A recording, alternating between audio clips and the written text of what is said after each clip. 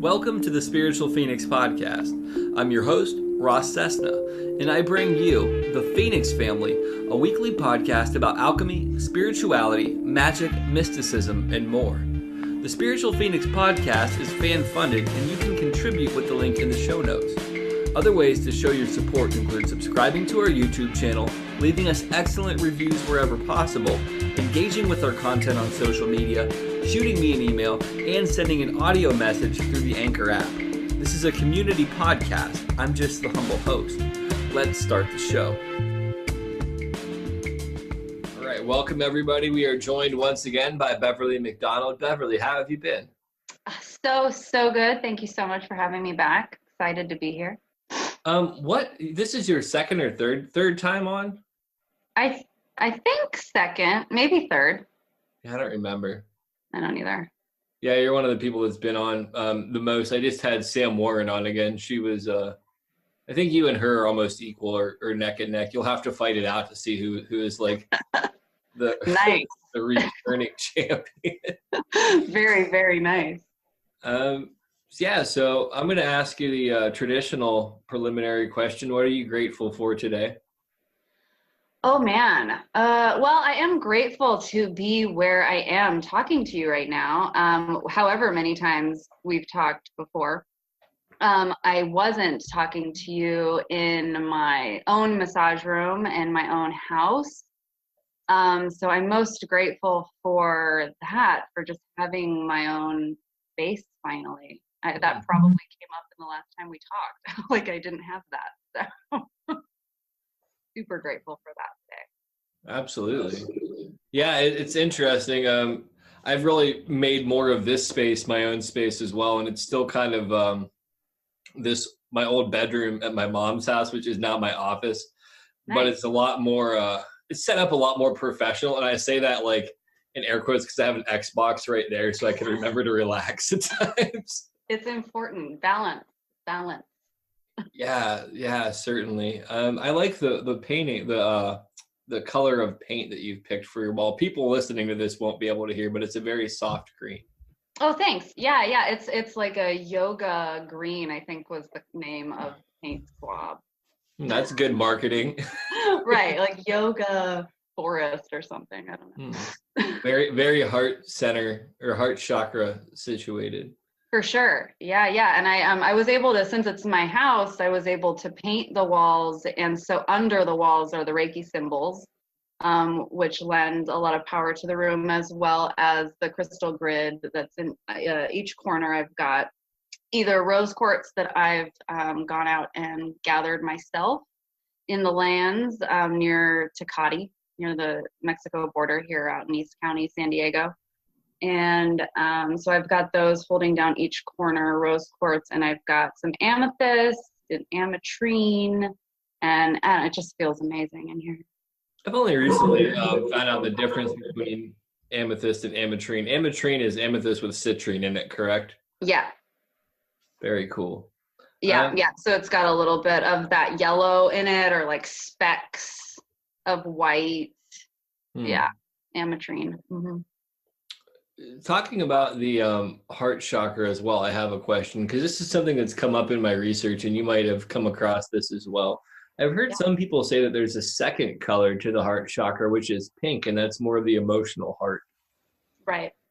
Yeah. So like normally if I meditate or if I bring somebody during a Reiki session into their heart, generally we find a garden, right? A lush green garden. But generally, if you spend more time in the heart and get to that emotional center, you will find that pink lotus flower in the center of the garden, which is generally where the first time you meet your inner child, they emerge out of there, generally from hiding. But yeah, it's once you crack open the heart center completely and kind of go past the lush green, you will go into that deep heart-centered living, which we would associate more with the color pink and with rose quartz and that kind of softer heart. Because I mean, obviously, our heart takes a lot. I mean, it's beating for us physically, our heart pumping blood, oxygen, supplying our body with all of its physical needs. But the energetic heart, getting our emotional centers involved, our true will, our reason for incarnation sitting there in the heart.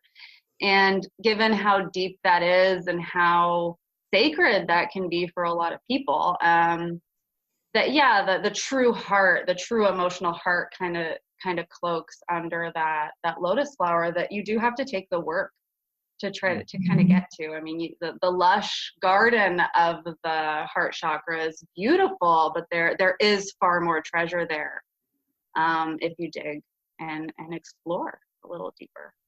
Very, very interesting. So I had heard about this concept, and I like to burn candles based upon the colors of the chakras and kind of meditate on the meaning of that. And I've been burning this pink one. You can't see it because of the glare of all my other candles. Yeah. But it's interesting that you talk about it connecting you with the inner child, because as of late, there was that huge cold snap. And then in this area now, there's kind of this big thaw where it's been in like 50 degrees or so. And there's this huge melting thing. And I was walking yesterday and kind of seeing these little rivulets of all like the melting ice and stuff. And it really brought me back to this point of innocence in my childhood, which was really like how I used to like to go out and walk amongst like the spring thaw and stuff. And I've really been connecting to a lot of the, ironically enough, emotions of my childhood in some sense, and the purity of a lot of that. I don't know if I've asked you this question before, but I'm curious about your experience with this as somebody who's done a lot of inner work as well. Have you ever had moments where you've kind of relived old emotions, but they're not like distinct emotions like happy or sad? They're kind of like this emotional cocktail. Does that make sense? Yeah. It's like kind of that spiral coming back around, that new opportunity to look at memories differently. I mean, we could spend a whole lot of time even talking about what memories are, but primarily they're, false recalls that, our brain hangs on to certain emotions in regards to certain events that happen in our lives. So as the memory comes back around, you'll get the emotion again, but usually comes back in a way where there's some distance attached to it, right? Like it's kind of like you can pull yourself out of the emotion, but you're in it, but not completely, if that makes sense. Yeah, I mean, for me, like my experience with it was like when I first started recovery, there was this like really desolate feeling. It reminded me of like this one time I did cocaine in a van by like the park. And it was like this really dark, grimy feeling, but I was far enough removed from it where like I wasn't consumed by it, but I was like, this is the only time I've had that feeling. Yeah. But now it seems like I'm getting more on some of the positive side of things. And like one of the emotions that I've had lately is kind of like, this is like the feeling I had within the confines of the first romantic relationship that I've had. And I'm not even like dating at this point right now or anything. Right.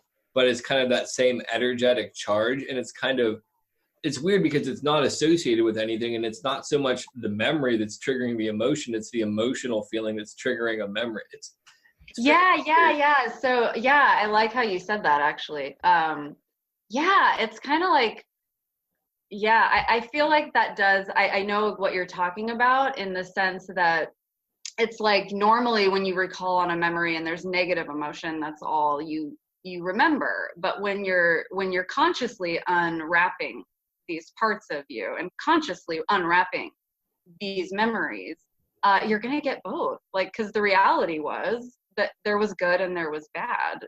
So unconscious memory recall would be only the negative, because that's all really that the ego will see sometimes, and so now you're doing the recall consciously, and you're led into the gifts, you're led into the good part of it. And that's the benefit of conscious living. That is the proof in the pudding, where it doesn't have to be all, the past doesn't have to be a problem, past events that caused you trauma. You don't have to just remember the trauma.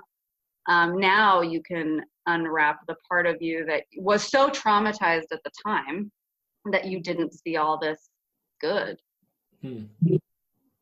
Yeah, that makes a lot of sense. Yeah. Yeah, because I remember that stage, and like now that I'm thinking about it and now that I understood what you said, like I'm kind of revisiting like how awesome that was. I mean, Yeah, it still it's happens. Don't get me wrong, when things happen that were like other things, but I remember the first few memories being like that, of emotional joy versus the memory of just the bad part of it. It's awesome. It's awesome. Yeah, it's definitely been an experience with all of that.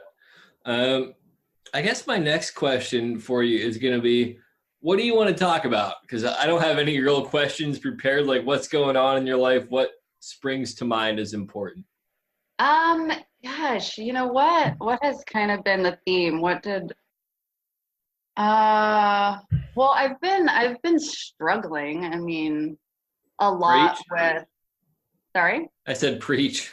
Yeah, I get right. it. Like, I mean, like who isn't? I mean, we could sit here and talk about like everything's amazing. I bought a house and I'm getting married, and like, but the reality is all that shit is freaking me out.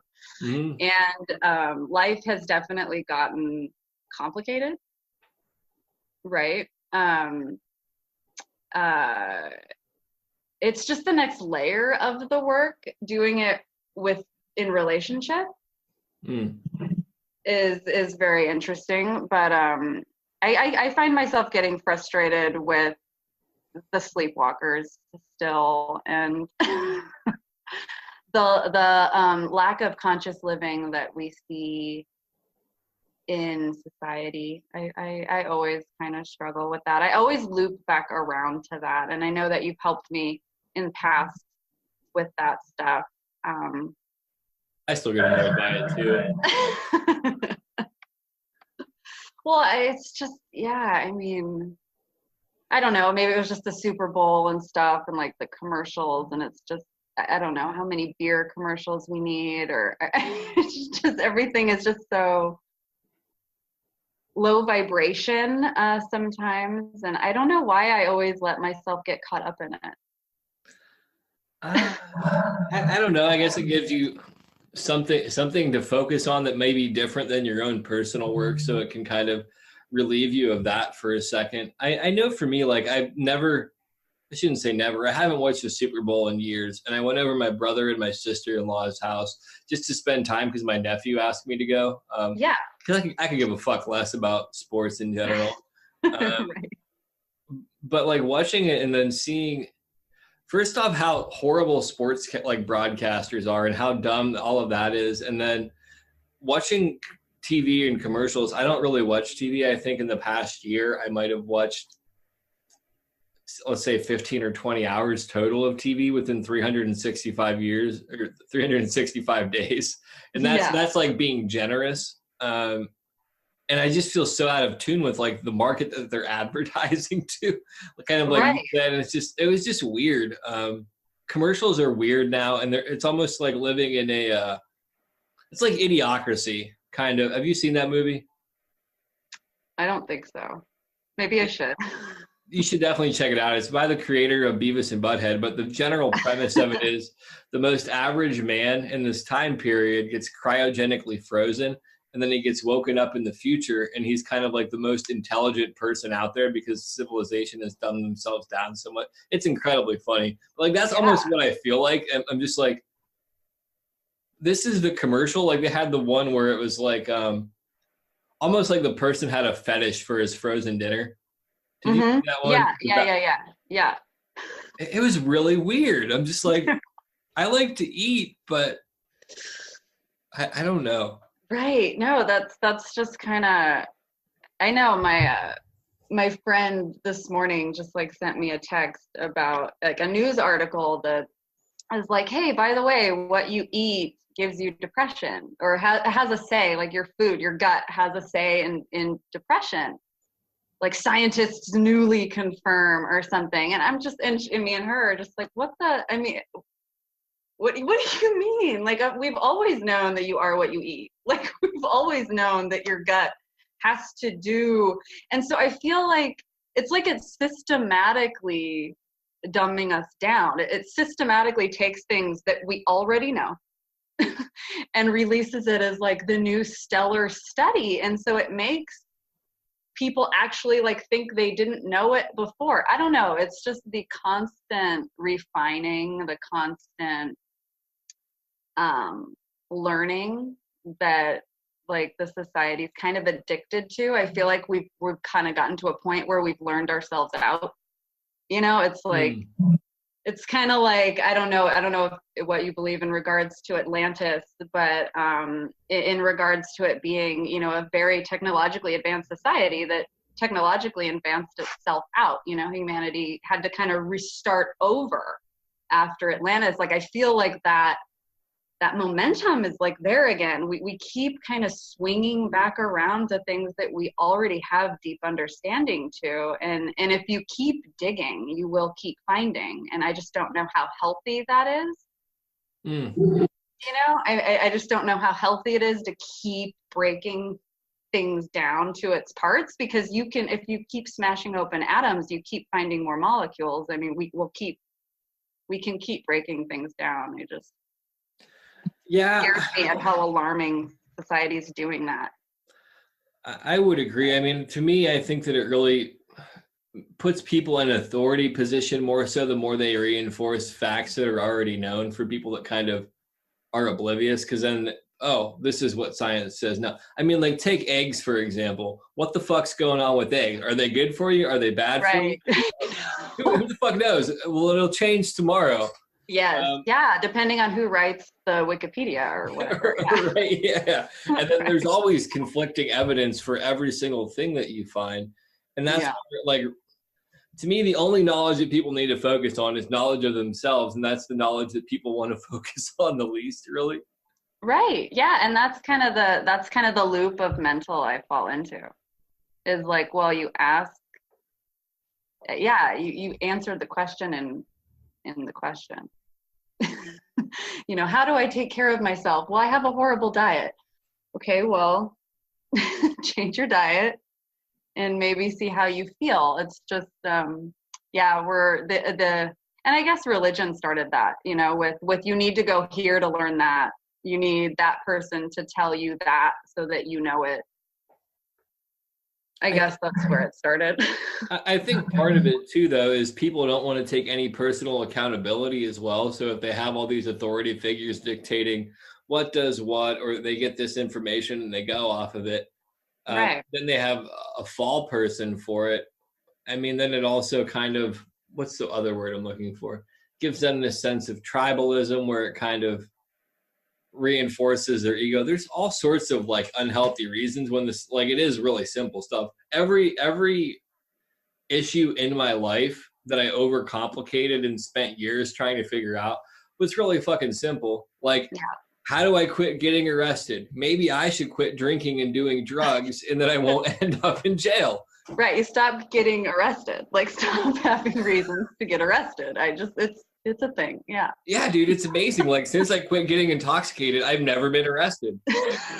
I haven't. And every time I've been arrested, I was intoxicated. Right. Or it's like, how do I sleep better? I should probably like not drink caffeine and like go to bed at a reasonable hour and exercise and sort out my life so I'm not having racing thoughts when I go to sleep. Right. But we have let ourselves be convinced that, no, you need an app. No, you need Ambien. No, you need meditation classes that you pay freaking $1,000 for or whatever. It's just crazy. And yeah, I want everybody to like take their mind back. Like, don't forget you run that shit. Like, you run what goes on in your mind, therefore what happens in your life. Yeah, that's too scary. I'm gonna blame. I'll blame Hillary or Trump, depending on what somebody. It's definitely somebody else's fault. I cannot be responsible for my own life, so I'm gonna blame them, but take credit for shit that I actually don't have any control over. And isn't that Facebook? Like, isn't that like every post, every meme, it's like shifting blame, and Facebook is the new deity, and it's crazy. I've really had to unplug from it. Like I don't have it on my phone right now. I have Messenger for business reasons, and I'll Right, go on right. Facebook maybe once or twice or more in a day anymore, just to Yeah, kind of you have to. check Same. stuff. But like Yeah. I can't do it. I talked to somebody that I had interviewed at one point, and he said that like he had to really pull back from all of it, and that was one of the things that probably gave him was one of the most life changing things that he did, was like pulling back from that and seeing how much it helped his psyche and his consciousness. And for me, I feel tenfold better not being on it.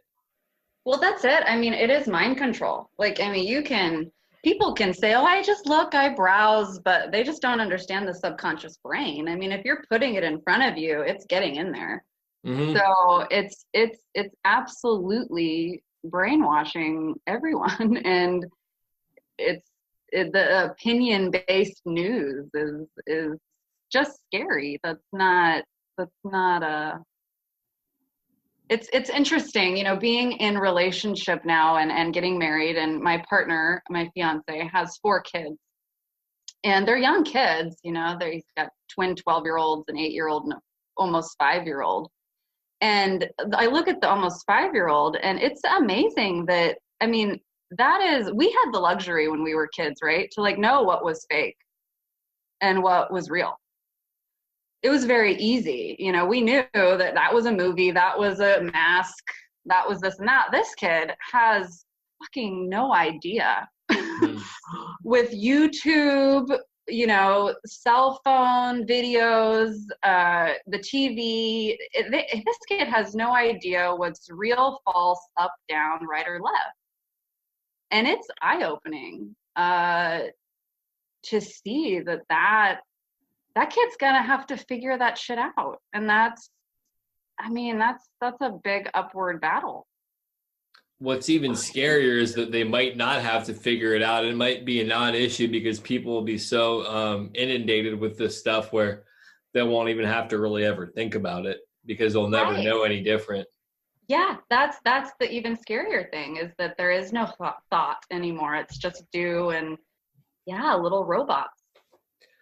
That's one of the big things that on my own journey, and I'm sure you can kind of relate to this, when you begin to do self work, you begin to kind of learn what your reactions are and how to Mm-hmm. kind of pause and then learn to respond based upon making different choices. And this is going to be somewhat of a question. So, have you heard that the body actually reacts before you choose a response? Oh God, yeah. So, that's like the default setting for most people. And my question to you now Yeah. then would be, do you think that when we begin to practice mindfulness that we're literally pausing that innate body reaction so we can then supplant our new choice, or is it still that our new choice is already kind of lined up too? Oh yeah, no, it's absolutely. So it's the energetic charge is what I call it. That welling up of emotion that you feel when you're in a situation that calls for emotion, right? You feel, I've been here before, and you feel it well up here, and you get that energetic charge. And yeah, the mindfulness allows you to notice it, number one, because that if you're mindful and you notice it, you can question it. If you're not mindful and you don't notice it, then you're raging. Hmm. Right? You're angry. You're acting out the emotion instead of being aware of the emotion. You're now a robot. You're reacting in a habitual pattern, a habitual way, because you just reacted on the charge. So yeah, that mindfulness, taking that pause, allows you to react a different way, and you can consciously choose. Like, the now is the easiest dissolver of turmoil. Eckhart Tolle has that, The Power of Now, and is pretty powerful book. I mean, the Power of Now is a powerful reality, aside from it being a good book. What he's channeling in there, and the power of now, and using it for our own purposes, as we do, being mindful and working on ourselves. there is no force stronger than the power of this moment. Yeah, I can relate to that in my own personal experience, in the sense that, like, there was an incident recently where I was upset about something, and I was ruminating on it for a bit, and then there was this moment of clarity where I'm like, why? Like, how is this solving any of it? Is it going to change anything? Can I use this energy in any constructive way, or do I just want to feel like shit about this? Yeah. And I was like, what's going on right now? And I was just like laying on my bed. I was like, things are pretty good then, right? And I was like, oh yeah. I just like went about my day. Yeah, no, that's all you need to do. I mean, that is the greatest power we've been given, our attention. Mm-hmm. We can choose to think about this thing that happened that bothers us, or we cannot.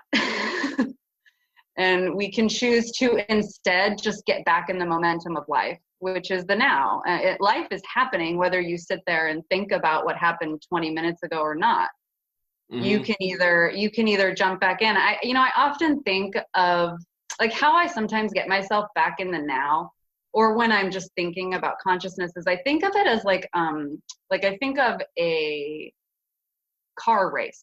I spent a lot of time watching racing as a kid. My parents were like obsessed with Formula One and Daytona racing, and so I've grown up with a lot of racing. So of course my vision for consciousness in the now would be a racetrack. That's relaxing. Right. So these cars are going around, right? But you're in the stands, like you're watching. And so with your attention, you can choose which car to look at, right? Like I can see the orange number 8 is my favorite car. With my attention, I can only focus on the orange number 8. You know, if I turn that into my problem, and my problem is the orange number 8, and shit, that's all I'm thinking about. I'm sucked into that. But I can, if I get bored watching the number 8, I can hop my attention over to the, yellow number 9 or whatever. But I think I try to concentrate and use my attention that purely. Anyone who knows me well knows I don't like a whole lot of things going on at once. I thought I was like a highly sensitive person for a long time. I'm actually not. I'm just very consciously aware of how important it is to be in the now. And I need things just kind of coming at me slowly that I don't lose that. There's far more that we could grab in the now than in a memory of 10 minutes ago or something like that. I don't know. Yeah, no, I definitely get it. I mean, I've learned a lot from looking back at certain things, but at the same time, none of that information is useful if it's never applied to the now. So it's like exactly. Studying it and then learning, using it to build upon knowledge as you encounter new experiences, kind of in this moment, I guess. Right. Yeah. I mean, it's all happening right here. I don't know. I get far more accomplished when I'm just here now than when I had wrote like a list of things that I needed to do today. I still work with lists, but you know what I mean? Yeah. I was using lists at one point recently, and it kind of helped me to a point, but my day is so complex, and the amount of stuff I have to do is like a small business owner and somebody in recovery and like all of this shit. It was like 50 or 60 or more things that I had to do a day. Right. It was like, this is asinine. Like, this is not relaxing at all. And now I have the structure that I know that I need to follow. I need to accomplish these things in the context of a week. Many of them aren't time sensitive. The time sensitive stuff, maybe I'll put like a little reminder on my phone. And then for the most part, I let myself like run loose on my schedule like a toddler at like a playground. And it seems to work okay. Well, and that's how you stay in balance. I mean, if you never let the toddler play, right? Like you have to, like that's the inner child work that calls on all of us. It's not something that we seek out. It happens. It's, when things get frustrating and don't work anymore, and you find yourself just in the dogmas of the 9 to 5, or doing this and that and things I have to do and living by the list. That inner child is going to knock a lot more, and you're going to feel anger, frustration, and anxiety because they're not getting the playtime. They're not getting the relaxation time, your creative time. And that only happens in the now. I mean, you can put on the list time for creative time, but that's all you can put there. Yeah, that's one of the things that like I have to work on more, is actually like putting creative time in my schedule. Like I'm just learning how to like fluidly operate on my schedule, on like the sense of I have to accomplish these things. Like I've been making jewelry and stuff like that. Yeah. Like there's still more creativity I need to tap into. I'm also of the mindset though, like right now, my big task is to not get overwhelmed with the various facets of everything. Because I'm sure you've experienced this as well. As you begin to build your business more, there's more demand for your time, and it's more than you're used to having your time demanded. And then that becomes exhausting. But at the same time, like previously, I always kind of shrink back or try to take something off to make it manage. But the thing that I have to do now isn't shrink back. It's find how to rest and relax in the midst of all that chaos, and then be able to progress forward. Yes. Yeah, that's the hardest thing. I mean, and I still because when you work for yourself, you tend to be a workaholic. It's just, that's because you love what you do. It's right here. It's easy to do. It's the trap that most of us fall into. And scheduling that time to play is vital, and not filling it with what you think you want to do is super important too. Just giving yourself an hour, and that hour could encompass, staring at a wall or drawing, whatever, going hiking, whatever, it doesn't matter, but leaving it open, leaving the space is where I get most of my creative energy. I mean, if I didn't give myself the time that I do to just do nothing, I couldn't do my job as well. I wouldn't be comfortable in my job to be in the no space that I am during the time I am with my clients. I mean, I'm truly in the now with each one of my clients, and I've trained myself to go there on demand, which is just controlling your attention. I mean, that's what we have control over. It's not really as hard as it sometimes seems. Yeah, most of it's kind of clearing the clutter away, in my experience. Yeah, and there's a lot of it. Like the first step is getting super real with yourself and finding out the things that you do that don't serve you, right? Like there are definitely things that we do that we spend our time with that don't truly serve us. And the longer we hold on to those things, the harder it is to get good at the really good things.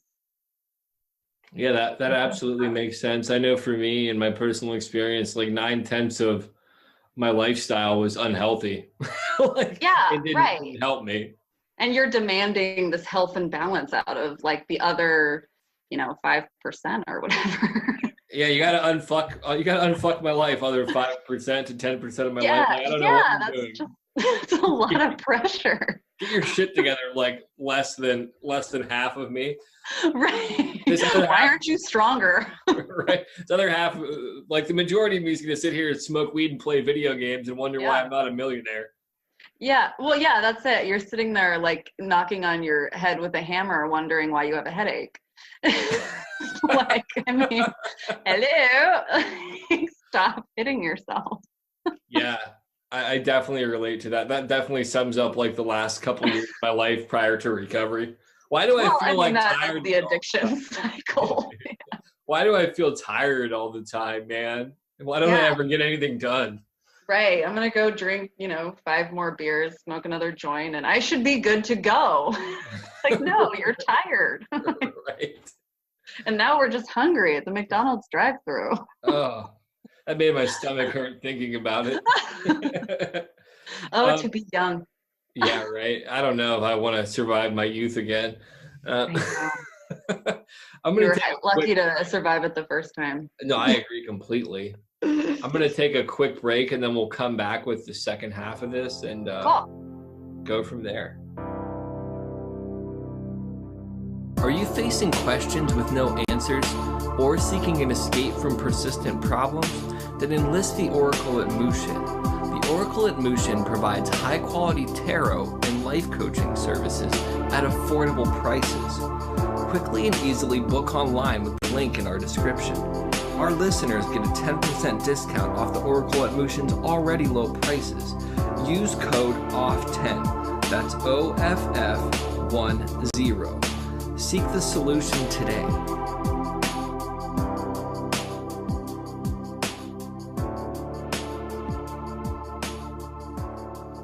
All right, we are back with Beverly McDonald for part 2 of this little chat. So I got one of my daily meditation books because there was these 2 really good readings lately, and I kind of want to hear what your take is on them. I'm going to ask you which one you want me to read first, and we'll see if we can talk about that one for how long. If we get to the other one, cool. So your topics would be engagement or utilization. Ooh, utilization is intriguing. Okay. Kites harness the force of the wind. They express our intent, but they cannot change the wind. A person with a kite can make it dip, turn, and flutter at will.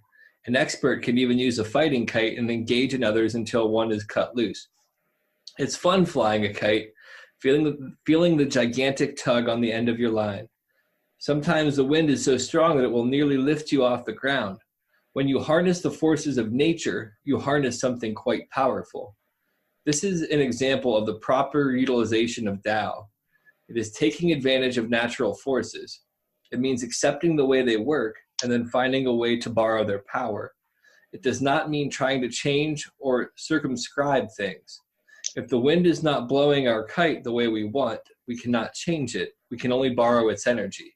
When initiative and natural forces are combined, there is true harmony. Ooh, I love that. Whew. What's even weirder is the synchronicity on kites.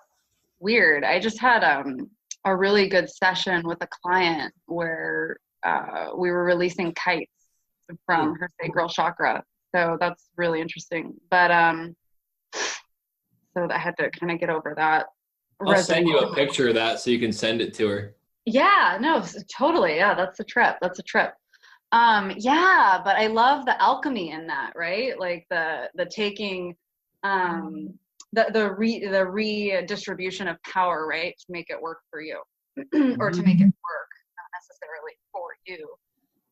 But just to use the natural forces to empower what we already are. Obviously that's my thing. Being an energy healer, that's what I do. Harness the energy of the now and channel it in a way that I can decode it, right? Like I can understand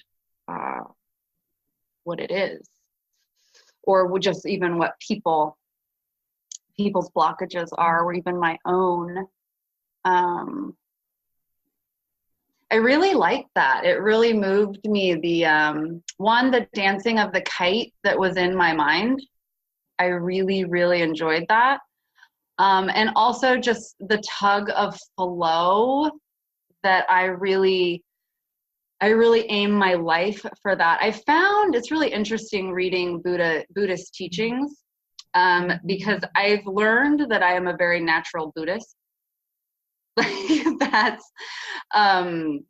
That's just I wasn't raised with religion, but I was raised with a very integrous moral code, like with my family, and was raised in a way that you do the best you can, and that if you can help others, you do.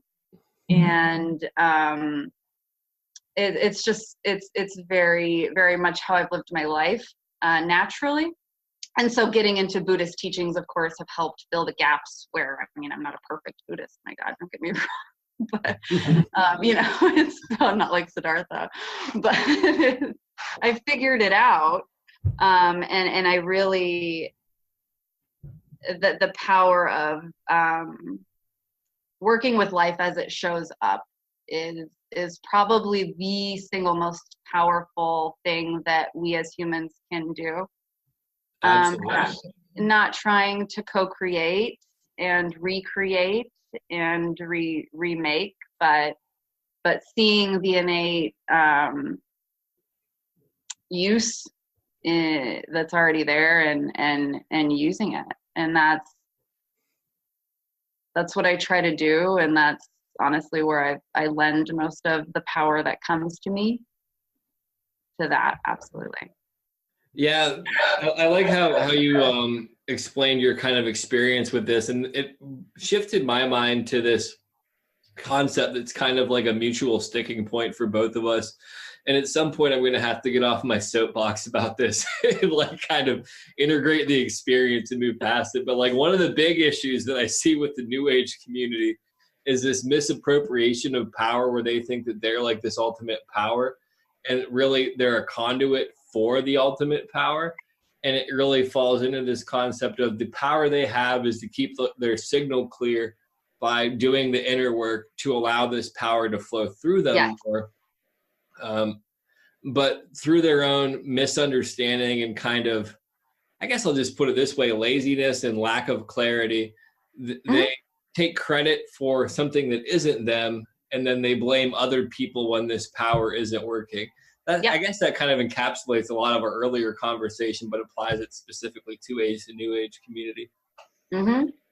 Yeah, absolutely. It's that it's the guru mentality. It's the deciding that any one person or anyone can become something. The ascension process alone is kind of hokey in itself. It's not that we're becoming something, we're just unbecoming what we weren't. And that's far more manageable with the ego. I mean, if you start feeding yourself that your vibration is heightening and you're becoming this amazing force, I mean, good luck keeping the ego in check. You're not going to. So I played with that too. I mean, I fell in this ego trap. We all do. When we're early into this energy and what the hell it all means, of course our ego grabs it and goes, we're doing this. But once, that's kind of where I think everybody kind of will make their way back to like the Buddhist teachings and to alchemy and to how just innately this power already is, and we're just tapping into it. It's like a well that we're tapping into. But yeah, the misappropriation, it's reframing it to recognize that you're not climbing anything. You're wasting away. Alan Watts and the Zen way is far more beneficial, but that's work. That's stuff that people have to do, and responsibility they have to take, and that's not, it's not sexy. Not what people are doing. It's not sexy. It's not, it's, the outfits are not as cute. Yeah, Instagram when you're breaking down. Yeah, the picture is not pretty when you're a crying mess all the time, and that's the reality of losing shit that's not you. And becoming powerful. Right, yeah. Becoming it's not powerful. Getting fancy tattoos and dyeing your hair pink. Like that's not... Right. Yeah, in my experience, becoming powerful is admitting that you're ultimately powerless with the exception of yourself, your own choices, taking total responsibility for everything that you feel in your life. Everything that happens, good, bad, or indifferent, is kind of finding your part in it, but recognizing that ultimately you're powerless. You're a little speck of dust, or like a leaf on a river, or a kite in the wind, and you got to make the best with what you can. Yeah. While you're here, just do it well. So here is the other one, Mm-hmm. engagement. Let's see how you feel about this one. Prey passes a tiger who sometimes merely looks, sometimes pounces without hesitation, but never fails to act. Life is a constant series of opportunities. If we don't reach out for things, if we don't take advantage of what comes our way, then we cannot be in harmony with the essential nature of life. The tiger is the same way. He conforms to every situation that comes. If he spots prey and is not ready to hunt, he will let it go. But he has not failed to act. He has knowingly let the prey escape, and this is much different from someone who loses a situation through slow reflexes or inability. When the tiger wants his prey, he pounces upon it without any thought or hesitation. There are no morals, no guilt, no psychological problems, no ideologies to interfere with the purity of his action. The undiminished grace in action is called non-action. This is engagement. Whatever comes to you, you must engage it somehow. You receive it, you may alter the circumstances and let it go. You may interject something of your own into it, or you may knowingly let it pass. Whatever you do, there is no need to be apathetic towards life. Instead, full participation in all things is the surest way to happiness, vitality, success, and a deep knowledge of Tao. Yeah, I love that. I like this book. That's an amazing book. Yeah, well, I like how in-depth it goes. You know, you get a lot of stuff that tries to interpret the Tao, and it's very ethereal and very like unicorn can't grab it. But that I like that the way that it describes. I'll send you the name of the book. This guy actually has 2 different books. Yeah, I like it. Yeah, I mean the tiger, right? I love the tiger. But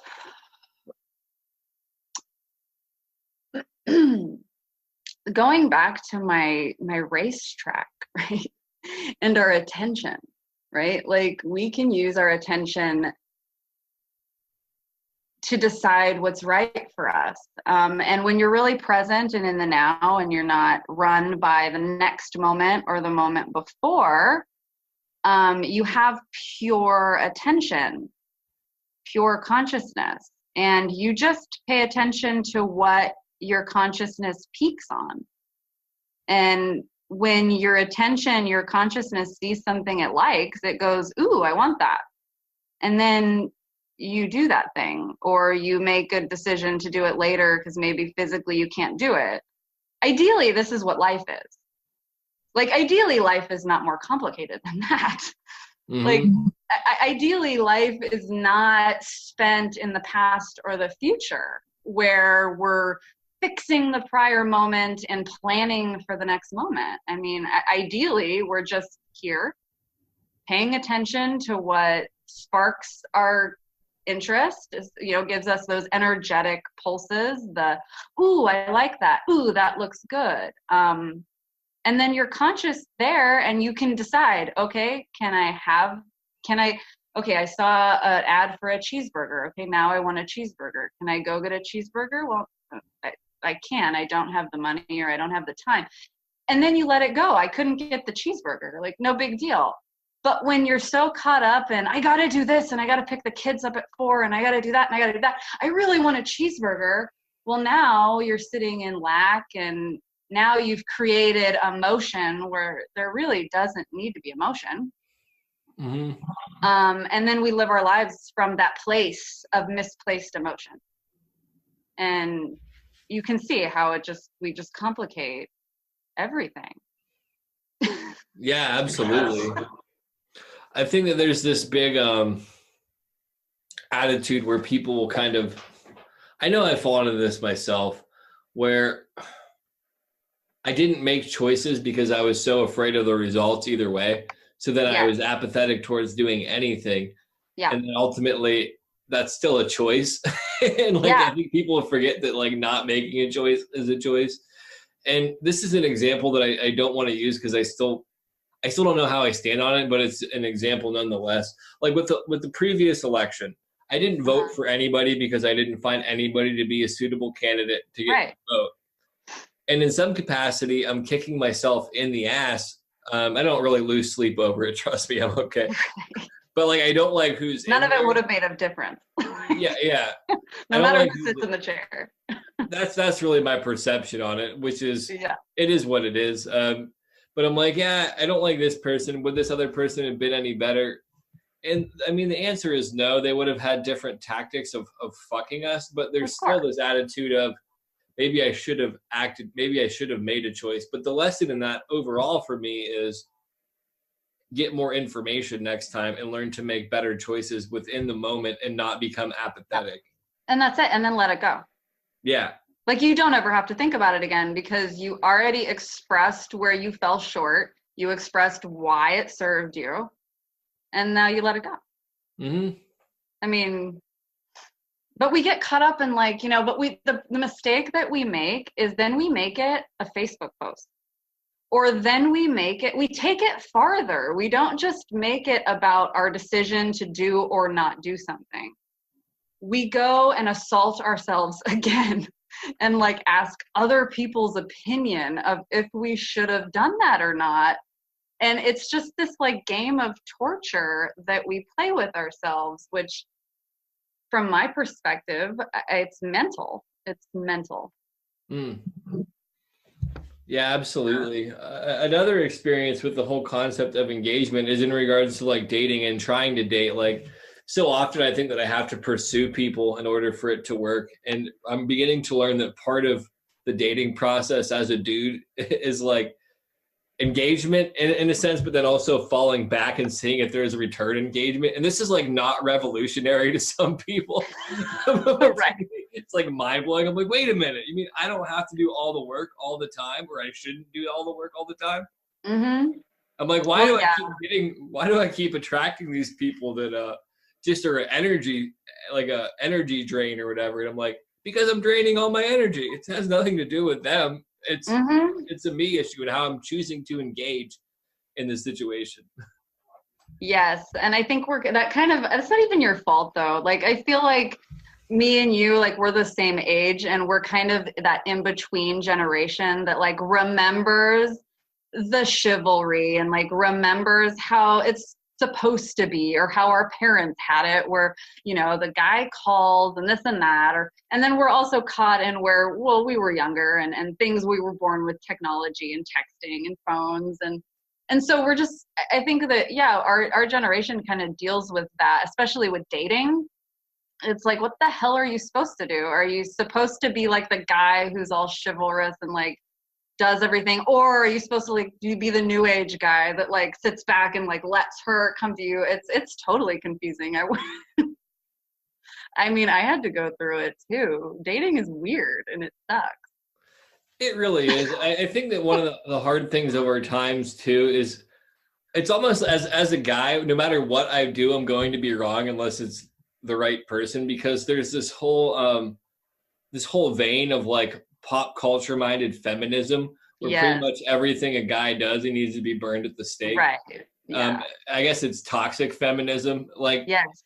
And I really don't want to participate in it. And it seems that there's a lot of characteristics in those types of women that I find appealing, which is like the drive and all the ambition and stuff. But then it becomes almost, if you say anything out of line, you're a misogynist or you're sexist. It's not just, maybe you're just a dude and they're labeling all of this stuff a certain way. I don't know. It's weird, well, generally the person carrying the label maker is the problem.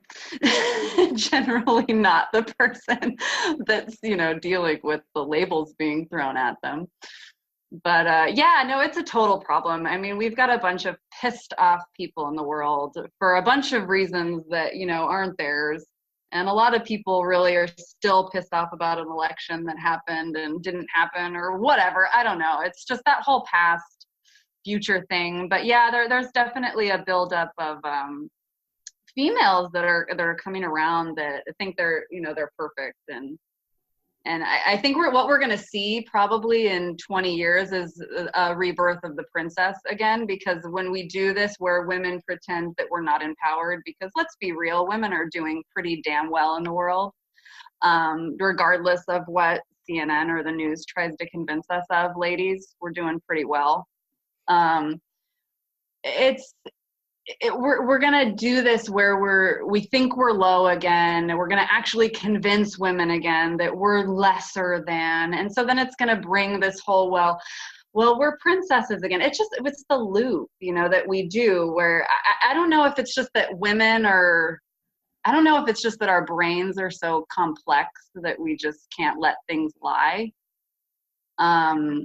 But maybe it's just a natural cycle too of evolution. Maybe there's some kind of evolutionary benefit to it. I don't know what it would be. Exactly. Yeah, I don't know if it's like, how like every time every once a month the woman gets extremely powerful. Our moon cycle is extremely powerful, and I don't know if like we're all collectively going through a moon cycle, but it seems like there is some serious disconnect in the female light. There's women that know that they're strong and aren't worried, and then there's the women that I don't know what happened.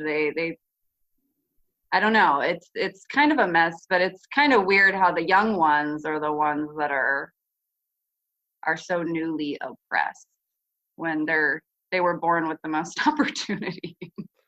Yeah, they've kind of been sold a bill of goods. And I'm not going to say that like there's not a lot of shitty guys out there right now, because there are. There's a lot of toxic masculinity. There's a lot of fucking toxic people of any persuasion or gender absolutely identity. There's every color, race. Absolutely. There's just a lot of toxic people. It starts at the top. Our society is governed by a media that's toxic.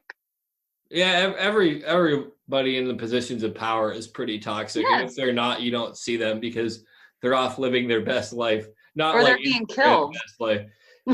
Yeah, that's fair too. Yeah, they're either being killed if they're in the spotlight, or they're just quietly living their own good life without raising any eyebrows. I guess my final question for you, because I don't want to hold you up too much longer, is what do you feel about this sense of virtue warriors? I can explain that differently if you want. Yeah. But by virtue warriors, I almost kind of am talking about these people that call everything misogynistic or toxic masculinity, or even people that might take the extreme with women, or people that kind of take every comment as a sign of white privilege or male privilege, or right. A reason argumentative, I would call them.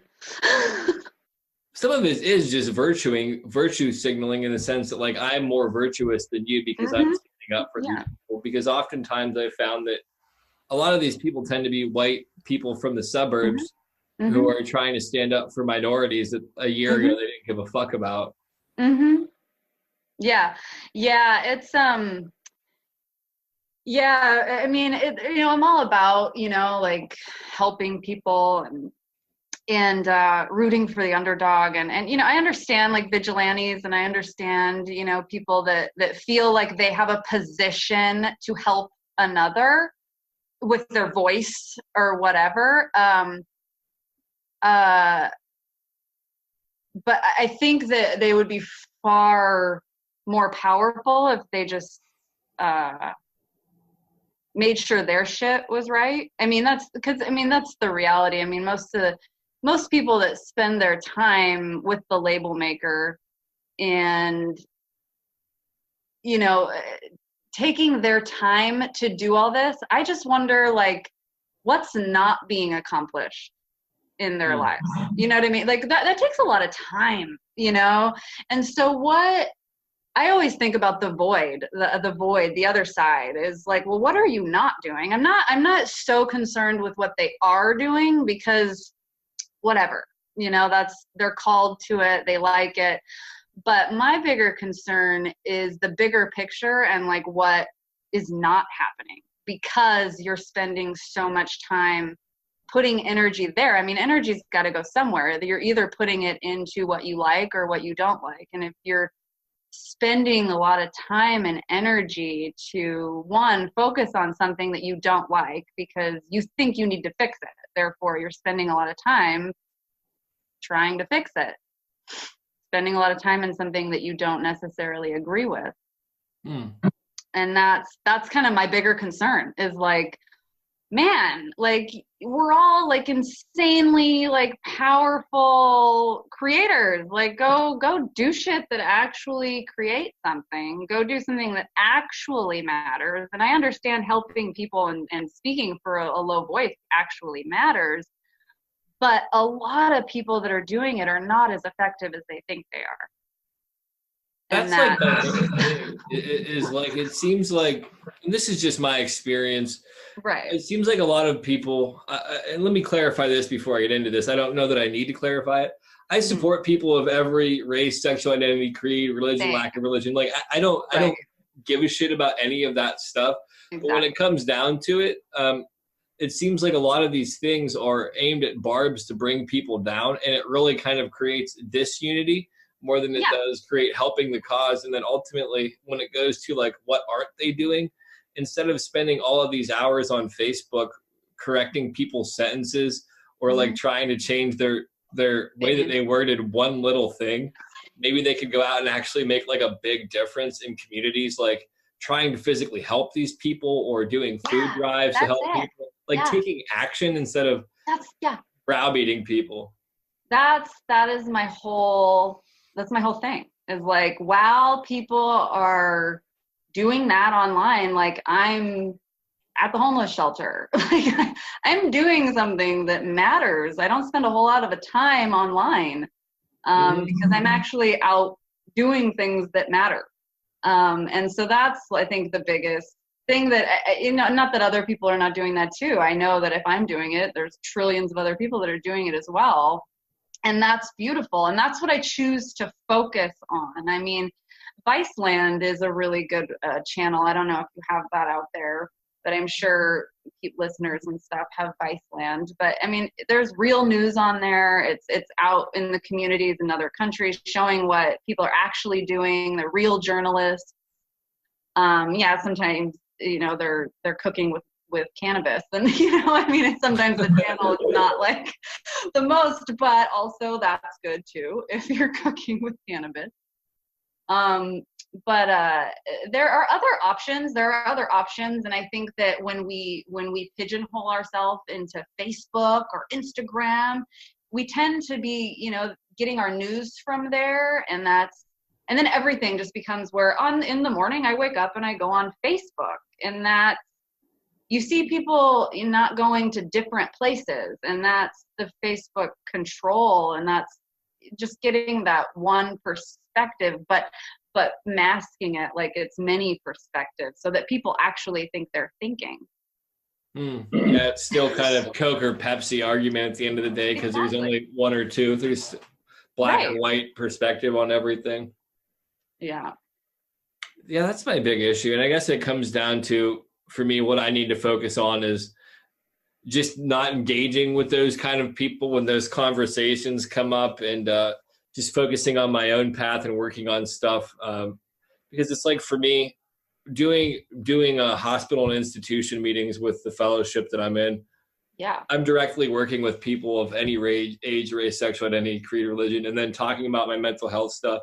I'm directly working with that stuff. And for me, it's exhausting to try to explain to people, and I guess that's not my responsibility to explain to people how unconstructive them browbeating me for any kind of thing that I say that falls out of alignment with them. But I guess I just need to accept that's going to happen. And well, if you put your opinion anywhere, it's going to be, people are going to kick back. And and I'm guilty the other way, where I just don't go on and don't share sometimes, profound truths, because I don't want to open up that level of dialogue and that opinion bashing and to people that, they're going to be getting it. And a lot of it is my ego. Maybe it's not profound truth, but it's a double-edged sword, dude. I think sometimes it's not even so much like I'm directly voicing my opinion. It'll be like sharing memes, and then people like filtering that through their own life experience and seeing it through their own lens of how whatever fits their narrative, I guess. Well, and they always will. I mean, everybody's always going to do that, and that's why, like, if I've taken the approach that if I'm not going to be heard authentically, I'm just not going to waste my time, because I have to be heard authentically. I mean, it's just something that's important to me. So I don't, because I know that I'm not going to be, I don't go. It's like, it's that beating yourself on the hammer and wondering why you have a headache. Mm. This kind of ties back into what we were talking to before we started recording in some sense. I had talked about how earlier on, I feel like my throat chakra was damaged, and now maybe my throat chakra is overemphasized and I need to learn to shut the fuck up sometimes. Yeah, so that happens. Yeah, after you release the blockage, it tends to like sing, and there, the throat chakra is forever refined. The throat chakra is in balance for probably like 3 minutes a lifetime. It literally, it's just one that it's got too much charge. It's too closely connected to that co-creating part of us that just has its own agenda, that ego part that just kind of wants to do its own thing. So it's the nature of the beast. It's the dancing on the edge of the coin. We walk on the edge of the coin and try desperately not to fall too hard onto either side, but it happens. It's life. Yeah, I have to work on maybe refining that a little bit. This is the last thing I'll kind of say, then I'll leave you to kind of have closing comments on whatever you want. I'm looking at my character defects. I'm on my 6th step again. So like I'm looking at everything on a deep level. And a lot of that really is directly related to communication and stuff like that. It's interesting that we don't recognize how much of our life is communication, and how much of even our actions that maybe aren't verbal cues that we can take that actually communicate a whole lot about our personality. So maybe some of the refining that I really have to focus on is saying what needs to be said, and then letting the rest fall by the wayside, and kind of recognizing that I can let my actions speak for themselves more than necessarily having to verbally communicate everything. Yeah, word. Yeah, when you master that, let me know. I'm just talking about refining it. Master yeah, I think that's the ongoing thing forever. I feel like we don't get that right ever. We get it right every time. We just think that we don't get it right. It's just, if we said it, it needed to be said. And if we didn't say it, it didn't need to be said. And it's just I'm totally with you. I talk to myself on this one too, because it's the hardest thing is letting go, letting anything go, letting somebody go, a relationship go, letting a word go that, you misspoke, letting a situation go that maybe didn't energetically go as perfect as you wanted it to go. That is probably the hardest one, but that's why, the only way to do it is to breathe into the now. It's breathing in through your nose, out through your toes, and really feeling into your body and feeling into the now. And that's the only way that will allow things to go.